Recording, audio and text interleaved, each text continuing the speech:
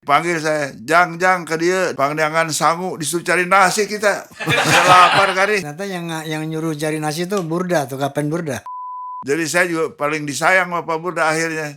Oh, Misalnya pertempuran, dicari, Edi mana Edi? Saya di pinggir gitu. Disuruh deketin. Kayak imam sembahyang kita harus jadi makmum di belakangnya gitu. Di sebelah kanan saya ada Letnan Kolonel Priser. oh, yang orang Belanda itu. Yang belanja. Saya nanya, "You pernah tugas di Indonesia?" Saya bilang, "Oh iya." "Di mana?" "Ya Bandung Tasikmalaya." "Pernah pertempuran nggak?" "Oh iya, saya dihadang sama pimpinan Kapten Burda," katanya. "Kapten Burda?" "Iya. Ini anak buahnya," gue bilang. Cuman Assalamualaikum warahmatullahi wabarakatuh. Yuk, take.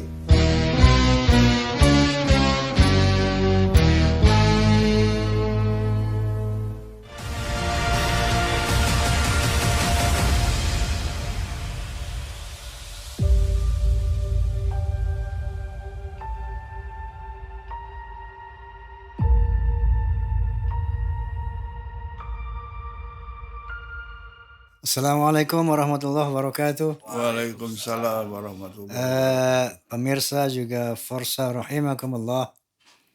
Kali ini saya betul-betul mendapat satu kehormatan karena yang datang ini boleh dibilang pertama dia adalah seorang mayor jenderal purnawirawan, pejuang kemerdekaan.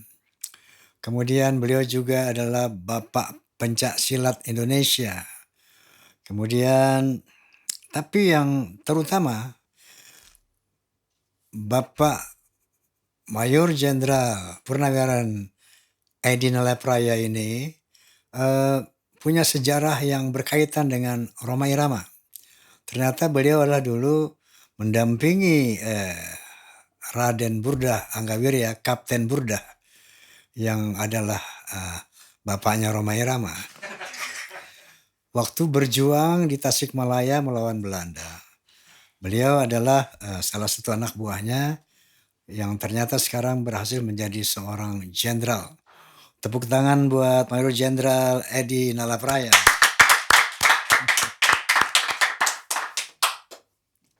Saya panggil Kang Ai soalnya beliau ini dulu yang menurut cerita beliau ketika pertempuran suka menggendong-gendong omak, katakan gitu nyakangnya. Iya. Nggak, sebabnya saya sering dengar beliau kalau lagi pidato di mana-mana, ada saya, dia bilang begini, "Ini si Oma ini suka ngencingin saya dulu nih." Gitu. karena saya sering gendong-gendong dia waktu perjuangan gitu. Kang Edi, bisa ceritakan nggak bagaimana kebersamaan Kang Edi dengan Kapten Burda? Bisa diceritakan siapa Kapten Burda dan sebagainya? Baik, saat itu saya sedang ada di Tasikmalaya, sekolah SMP, mengikuti adiknya kakek yang harus ngungsi ke Tasik karena Jakarta diduduki Belanda. Oke. Adiknya kakek itu bekerja di PTT, Pos Telegraph and Telephone. Nah, kebetulan saya duduk di SMP, menjelang 21 Juli, Belanda sudah mengadakan aksi militer pertama. Itu 21 Juli 47. Nah, penyerangan ke Gunung Kecapi itu setelah itu, kira-kira Agustus. Di Gunung Kecapi namanya? Kecapi namanya. Jadi antara jalan Tasikmalaya sampai ke Singaparna itu diantaranya. Itu sekarang dipakai itu para wisata. Nah, jadi karena Belanda menyerang, kita juga ngungsi itu. Ngungsi ke Cibeti namanya. Cibeti. Paling mana Gunung Kecapi? Ya, agak jauh juga sedikit. Jalan kaki kita. Bisa beberapa kilo gitu. Nah, waktu saya ngungsi, ada tentara liwat kan pada bubar tuh pasukan, jadi terbelah. Di detasmen Garuda Putih itu bukan hanya tentara, ada juga AURI. Auri, Auri oke. dengan bawa 12,7 tuh dia gotong-gotong gitu. Jadi Oke. lengkap campuran ada CPM, ada apa. Karena kesatuannya kan udah apa diserang gitu. Nah, waktu itu saya ngungsi ada tentara liwat yang namanya Detasemen Garuda Putih itu. Oh, di Tasman Garuda Putih. Nah, saya kan ya anak-anak tuh masih umur 16 tahun saya tuh. Ya pengen tahu kan ngapain ya. Dipanggil saya, Jang ke dia, dipikir saya orang Sunda kali. Padahal Betawi. Betul Betawi. Saya juga bisa ngomong Sunda udah gitu. Pangdangan sangu disuruh cari nasi kita. Saya lapar kali. Jadi saya bawa nampan tuh. Sampai rumah saya ketok. Ibu punten mana ayah sangu. Dikasih sangunya udah mau basi. Lauknya Allah dikasih jalantah.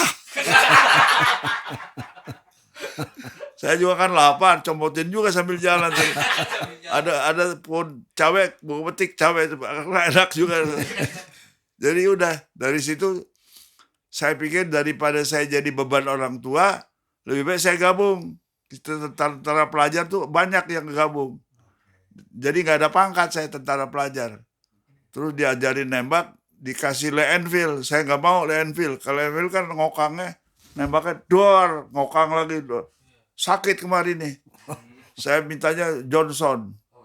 Kalau Johnson semi otomatik tuh. Memang rada besar gitu. Udah. Ternyata yang nyuruh cari nasi itu Burda tuh, Kapten Burda. Anak buahnya lagi Oh, gitu. anak buahnya lagi. Sama kenal Bunda belum kenal. Belum kenal. Kenalnya udah beberapa hari, udah gabung baru kenal gitu. Jadi saya juga paling disayang sama Pak Bunda akhirnya. Oh, Misalnya pertempuran, dicari Edi mana Edi, saya di pinggir gitu, disuruh deketin kayak imam sembahyang, kita harus jadi makmum di belakangnya gitu. Jadi kata orang yang paling disayang namanya Pak Edi katanya. Kenapa? Kalau habis sembahyang Isya Pak Bunda keluar mau ngontrol gitu, Edi mana Edi? Iya Pak, dikasih pistolnya, saya suruh pegang pistol dia, kan keren tuh, pistol komandan kita yang pegang. Nah, waktu di Gunung Capi itu kita jalan, kita hadang. Memang ada konvoi Belanda mau dari Tasikmalaya ke Singaparna. Kita pakai 7,7 apa sama Supratman, Kopral Supratman yang nembakin. Sampai habis peluru baru dia kabur. 12,7 Kang. Bukan, 7,7. 7,7. Ada lagi 12,7 Auri punya. Oh, itu yang hancur tank itu ditembakin sama dia itu. Cuman ngungsinya payah, berat kali itu besinya tuh. Udah dari situ akhirnya berapa kali kita pertempuran. Nah, pernah satu perjuangan di situ ada batalion beruang merah yang mimpin Sani Lupias, perwira dia. Sekarang masih hidup orangnya di Tasikmalaya. Oh, masih hidup. Masih hidup, saya pernah ketemu. Oh. Pernah saya ditahan sama pasukan dia karena gini, di daerah San Rupias kita suka jegat Belanda, jadi kan Belanda terganggu, jadi dia yang kena serang gitu. Pistol saya dilucuti pernah tuh, tapi akhirnya kembalikan lagi. Masih ada saksi hidup, saya pernah ketemu San Rupias. Nah di situ akhirnya kita sering ngejegat Belanda ke Cintaraja. Banyak cerita-cerita yang memang sangat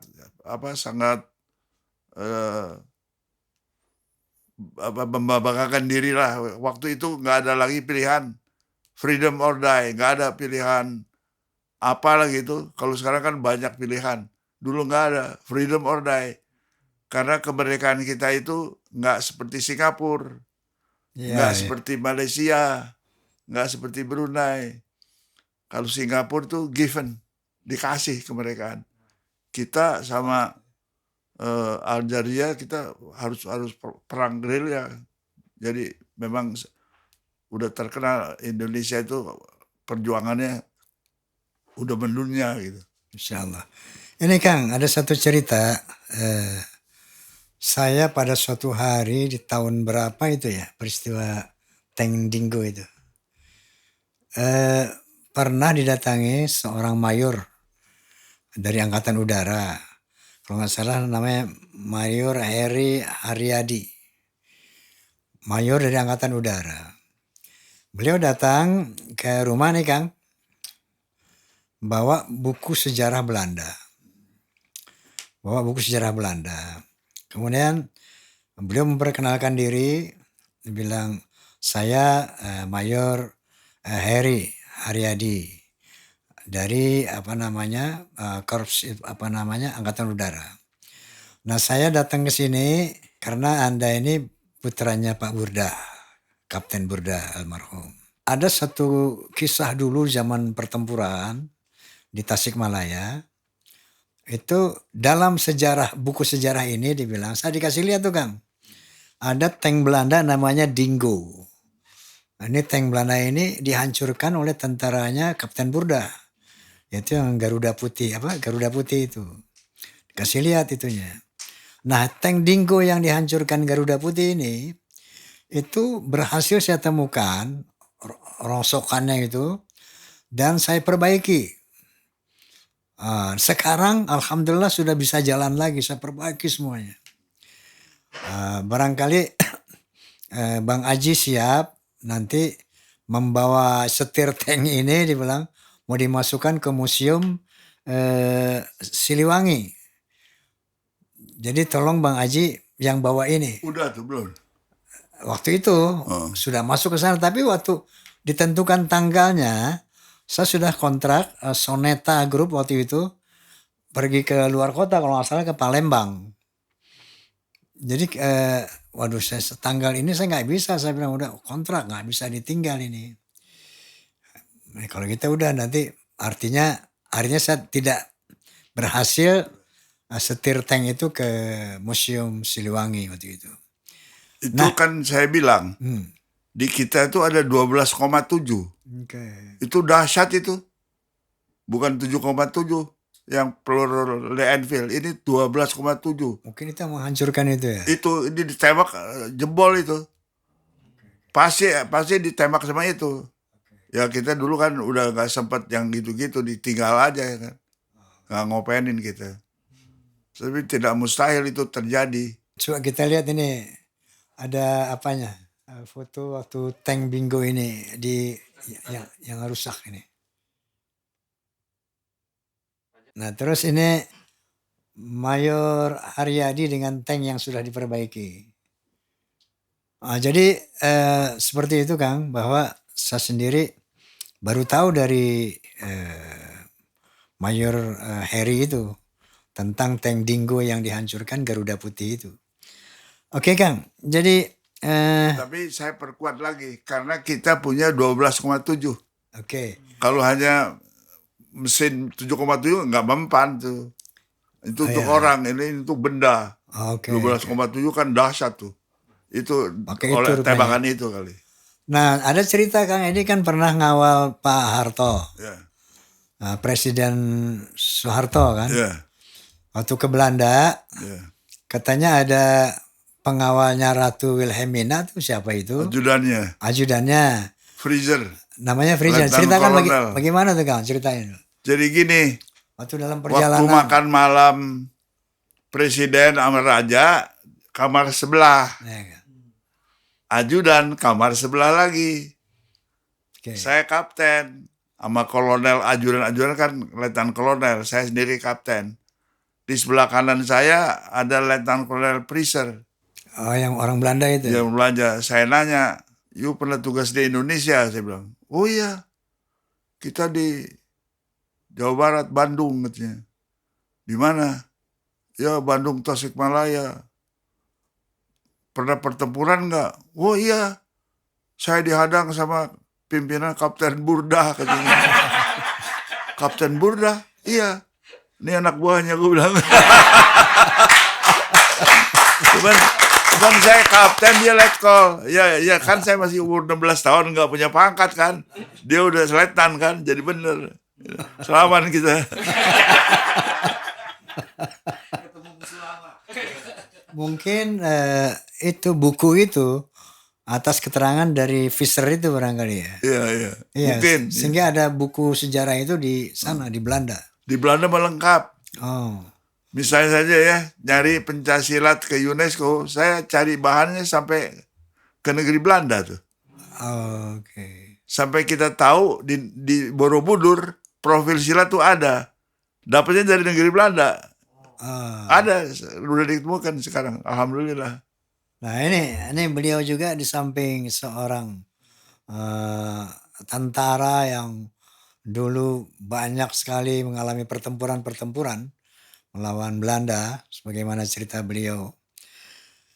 Ternyata beliau juga setelah kemerdekaan ini, beliau aktif di bidang misalnya banyak sosial, di antaranya persilatan Indonesia sampai menjadi sesuatu yang disertakan dalam pertandingan dunia itu adalah perjuangan dari Pak Edi ini.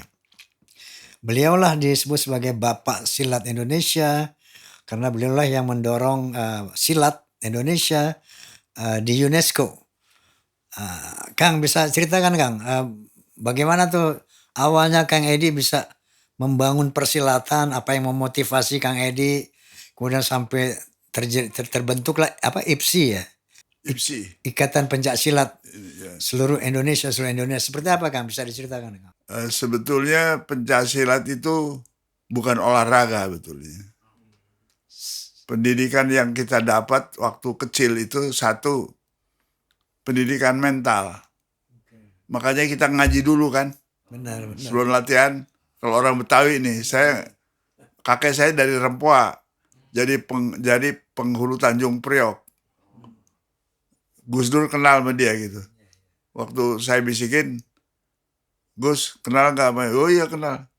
Waktu diundang Gus Dur sama saya ke pencaksilat, kita semuanya nih senang bergembira karena kakeknya Pak Edi orang NU gitu. Jadi waktu itu olahraganya sudah dibantu dengan baik, misalnya sudah jadi tingkat dunia, tapi tradisinya itu belum ada. Karena pencaksilat dididik pertama ditata akhlaknya, how to become a nobleman. Jadi bagaimana kita menjadi orang yang berbudi pekerti luhur. Nah itu makanya kita kalau mau latihan kan suruh ngaji dulu kan. Betul. Supaya zaman dulu begitu tuh Kang. Jadi zaman dulu nih pemirsa, itu kalau silat itu diawali dengan pengajian dulu memang ya. betul, iya. Saya masih ngalamin juga tuh. Iya, suruh ngaji itu akhlak kita kuat. How to become a nobleman. Kita nggak kena narkoba, nggak mau berkelahi yang bukan gitu. Jadi aman. Jadi akhlaknya sudah secure, aman. Betul. Nggak ada satu silat kena narkoba, nggak ada deh, pasti. Betul. Kemudian latihan silat ditata fisiknya. Jadi akhlaknya udah ditata, fisiknya ada, itu artinya aspek security, keamanan. Baru orang buka jurus, dia tepuk tangan, senang kan? Itu didapat prosperity, kesejahteraan. Jadi di silat itu ada aspek security sama prosperity. Apa kalau digabung itu ketahanan nasional yang kita punya. Karena waktu saya berjuang nggak sedikit orang silat juga ikut. Bawa peluru, kasih makan. Bawa golok tapi ya. Iya, nggak punya. Tapi kita udah mereka lupa kita. Makanya saya bangun silat supaya jadi kebanggaan gitu kan. Dulu kan kita kan siapa saja kan boleh berjuang ya kan. Nggak pilih kasih. Nah akhirnya saya waktu dapat gelar budaya dari UI 2019, saya bilang tuh, nanti di YouTube bisa lihat. Saya lagi menyelesaikan bagaimana pencaksilat masuk UNESCO 5 tahun. 5 tahun ya? 5 tahun, biaya sendiri itu. Wih. Akhirnya kita bekerja sama Departemen Kebudayaan. Akhirnya dikirim, rapatnya bukan di Perancis, di Kolombia. Saya mau diajak tuh, tapi dia bilang mesti cari ongkos sendiri. Oh nggak jadi deh. Dananya nggak duit. Akhirnya nanti kalau mau di YouTube lihat, cari aja UNESCO Pencaksilat, saya muncul situ.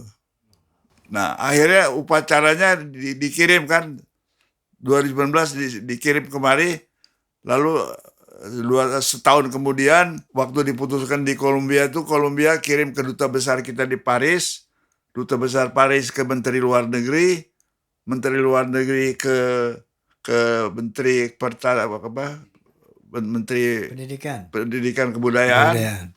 Nah, dari Menteri Kebudayaan ada upacara yang diwakili oleh Dirjen.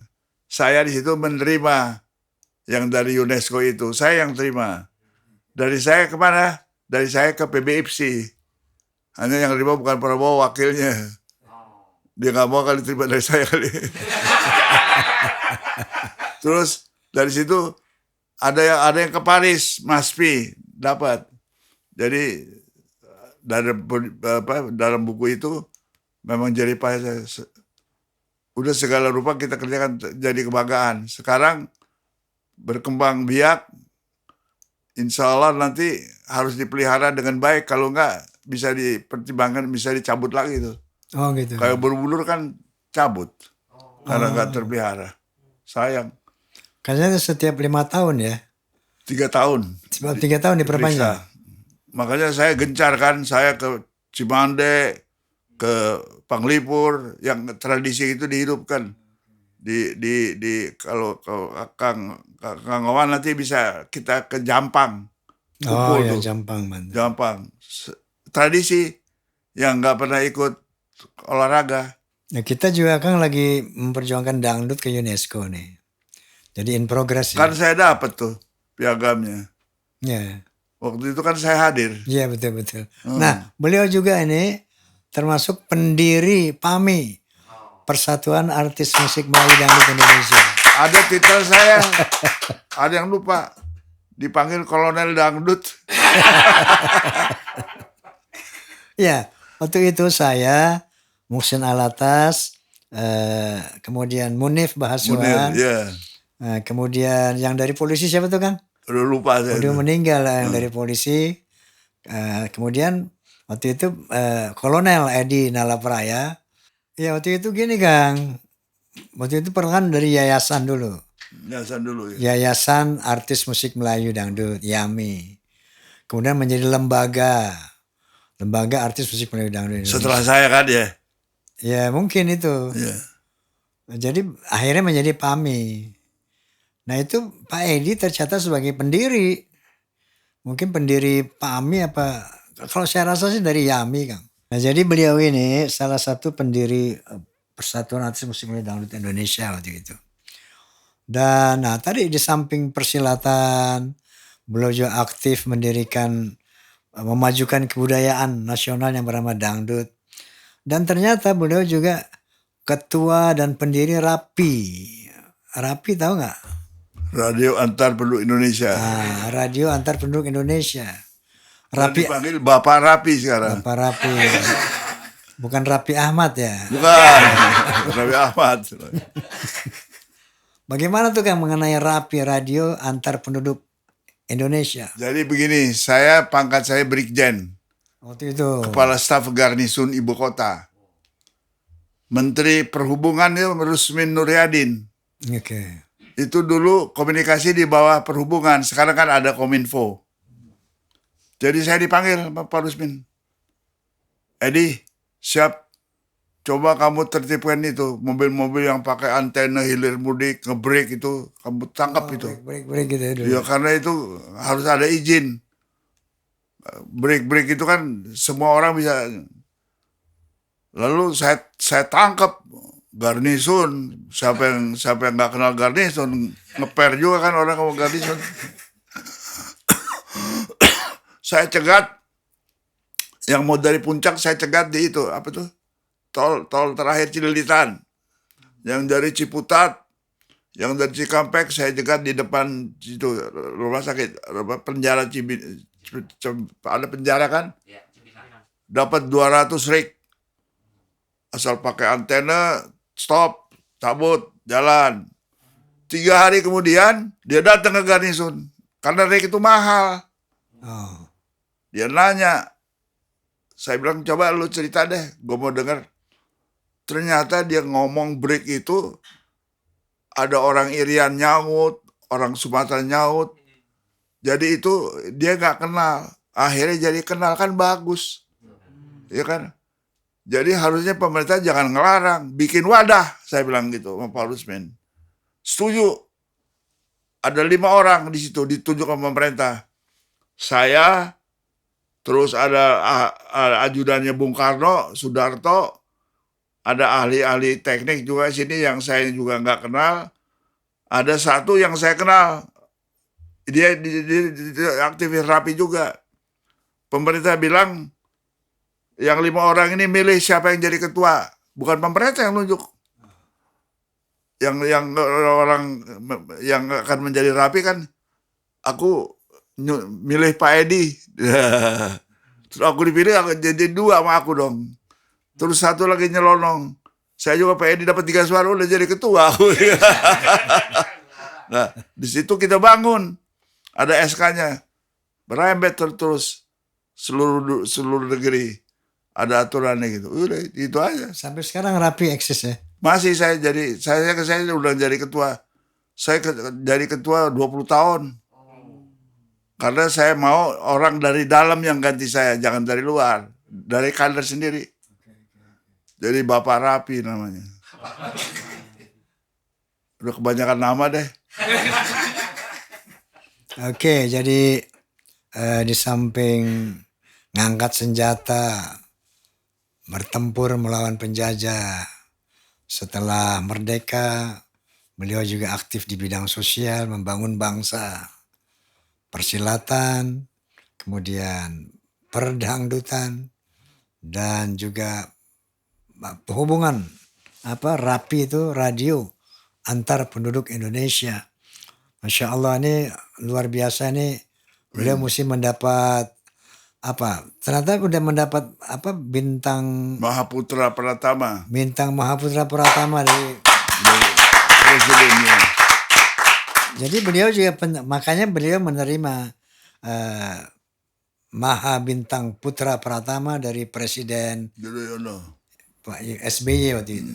Baik Kang, sekarang Ada lagi satu tambahan apa itu?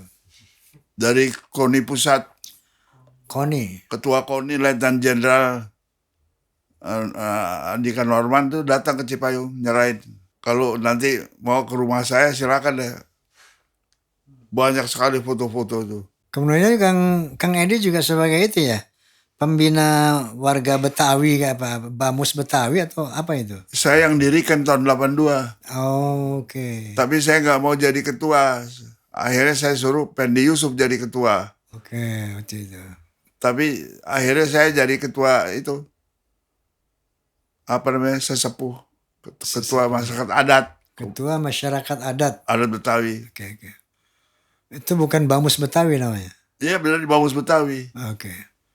Badan Musyawarah Masyarakat Betawi. Masyarakat adat Betawi. Oke. Ya semua dilayani. Habis permintaan gimana? Ini Kang, Masya Allah.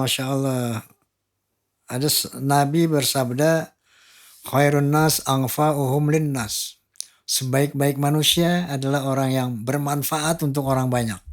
Mudah-mudahan Pak Edi ini adalah orang yang memang telah bermanfaat untuk bangsa, negara, bahkan masyarakat luas. Amin.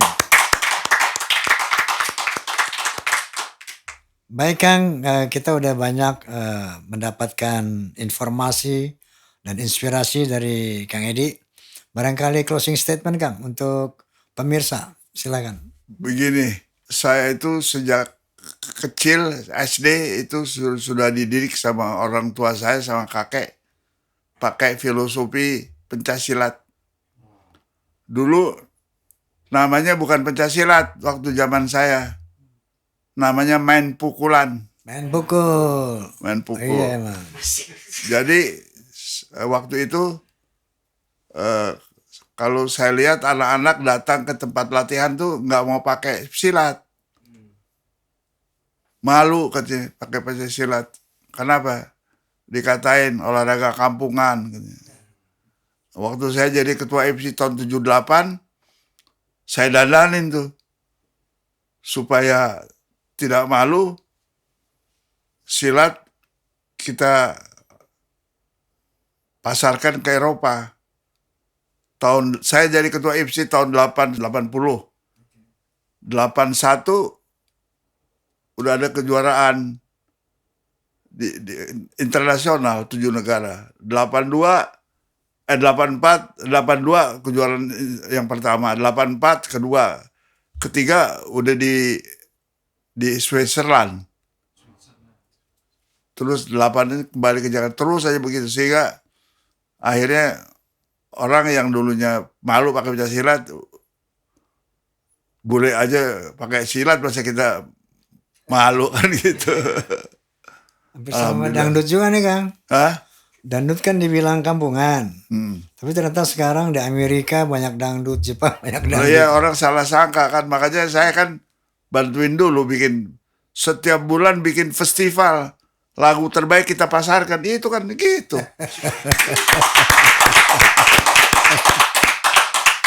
Oke, jadi Jangan lupa ada istilah kolonel dangdut Andi Nalapraya tuh. Terus Kang Oma lagi undang saya kepada televisi, jadi ketua FAHMI yang pertama katanya. Jadi orang pada nyalamin saya. Kan yang muda-muda nggak tahu kan ya. Terima kasih deh. alhamdulillah. Itu yang Terima saya kasih bisa Kang. sampaikan. Makasih Kita banyak. doakan mudah-mudahan apa yang dilakukan oleh Pak Buddha bermanfaat untuk kita semua. Amin.